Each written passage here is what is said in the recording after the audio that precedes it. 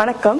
நான் டாக்டர் ஸ்டெஃபிகரன் பாண்டியன், மகளிர் மற்றும் மகப்பேறு மருத்துவர், மீனாட்சி மருத்துவமனை, Thanjavur. World breast feeding week அது வந்து ஆகஸ்ட் 1ல இருந்து ஆகஸ்ட் 7 வரைக்கும் செலிப்ரேட் பண்றோம். இந்த வருஷத்துக்குள்ள பிரஸ்ட் ஃபீடிங் வீக்குள்ள தீம் என்னன்னா prioritize breast feeding, provide sustainable support systems. அதாவது எல்லா தாய்மார்களுக்கும் குழந்தைக்கு தாய்ப்பால் ஊட்டுறது எவ்வளவு முக்கியன்றது நம்ம எல்லாரும் உணர்த்தணும். அதுவும் இல்லாம அந்த குழந்தைங்களுக்கு தாய்ப்பால் கொடுக்கறதுக்கு கூட இருக்கிற ஃபேமிலி மெம்பர்ஸ் எல்லாரும் ரொம்ப சப்போர்ட்டிவா இருக்கணும். அதுதான் இந்த வருஷத்துக்குள்ள தீம். ஸோ பிரஸ்ட் ஃபீடிங்னால என்னெல்லாம் அட்வான்டேஜஸ் இருக்கும், என்னெல்லாம் பெனிஃபிட்ஸ் இருக்கும்னா, குழந்தைங்களுக்கு என்னெல்லாம் இருக்கும்னா, குழந்தைங்களுக்கு பச்சிளம் குழந்தைங்களுக்கு வந்து இம்யூனிட்டி, நோய் எதிர்ப்பு தன்மைன்ற அந்த அதுக்குள்ள இம்யூனோகுளோபுலின்ஸ் அந்த இது எல்லாமே வந்து அம்மாவோட தாய்ப்பால்ல இருந்து தான் ஜாஸ்தியா கிடைக்கும். ஸோ தாய்ப்பால் ஊட்டுற அந்த பச்சிளம் குழந்தைங்களுக்கு வந்து இன்ஃபெக்ஷன்ஸ் வருது, கிருமி தொற்று அந்த மாதிரி வரதுக்குள்ள ரிஸ்க்லாம் ரொம்ப கம்மியா இருக்கும். அம்மாக்குமே டிப்ரெஷன், நிறைய போஸ்ட்மார்ட்டம் மதர்ஸ் டெலிவரி ஆனப்பற டிப்ரெஷன் மாதிரி போவாங்க. ஸோ அந்த மாதிரிலாம் இருக்குன்னா அது பிரஸ்ட் ஃபீடிங் மதர்ஸ்ல வந்து ரொம்ப கம்மியா இருக்கும். இன்னொன்று குழந்தைக்கும் அம்மாக்குள்ள பாண்டிங் வந்து ரொம்ப ஜாஸ்தியா இருக்கும் பிரஸ்ட் ஃபீடிங் மதர்ஸ்ல. ஸோ இந்த மாதிரிலாம் நிறைய பெனிஃபிட்ஸ் இருக்கிறதுனால நம்ம எப்போதுமே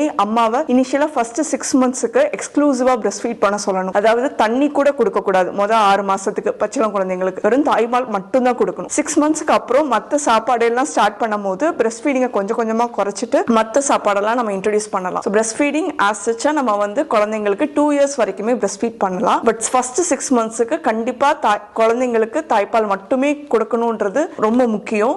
அதை நம்ம கூட இருக்கிறவங்களும் அந்த அம்மாக்கு உணர்த்தி நம்ம சப்போர்ட்டிவா இருக்கணும்.